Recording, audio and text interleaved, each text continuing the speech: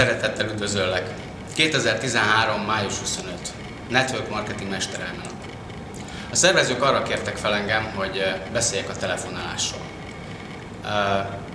Azt lehet mondani, hogy Európa több országából a Lourdes házat célozzák meg ezen a napon a hálózatépítők, és nekem már egy 3 éves célom volt az, hogy kiadjak egy olyan kifejezetten telefonálással kapcsolatos CD-t, ami hálózatépítőknek szól. Ennek az lett volna a címe, hogy emelem a telefont.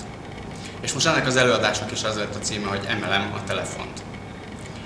És a fő problématika az ugye az, hogy ilyenkor a telefon nagyon forró, amikor fel kell venni, hogy felhívjuk valami partnereinket. És szokták mondani, hogy nem szeretünk telefonálni. De hát ez nem igaz. Mert emlékezzünk vissza, amikor 6-8 évesek voltunk és telefonbetyárkodtunk. És ott volt az izgalom a szívünkben, de mégis felhívtuk és mondtuk, hogy nagy lakás, akkor cserélje kisebbre. Vagy gondoljuk végig azt, amikor felhívjuk a barátunkat, hogy elhívjuk moziba. Nincs izgalom sem. Tehát ez nem igaz, hogy nem szeretünk telefonálni.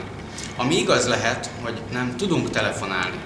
És hogyha valaki jár fitnessterembe, akkor tudja, hogy az emberek mindig a végére hagyják, vagy el is hagyják a hasizmot, mert azt nem tudják jól csinálni, nem szeretik jól csinálni. És a telefonálás egy ugyanilyen történet, hogy ahhoz, hogy én felemeljem a telefont, és felhívjam azt a partnert, ahhoz óriási gátakat kell átszakítani, óriási félelmeket kell leküzdeni, pedig lehet ezt csinálni nagyon egyszerűen, nagyon, nagyon jó kedvel is. Csak meg kell tanulni a módját, és azokat az okokat, amik miatt bennünk a félelem van, azt meg kell szüntetni. Most erről fogok én beszélni, mesterem.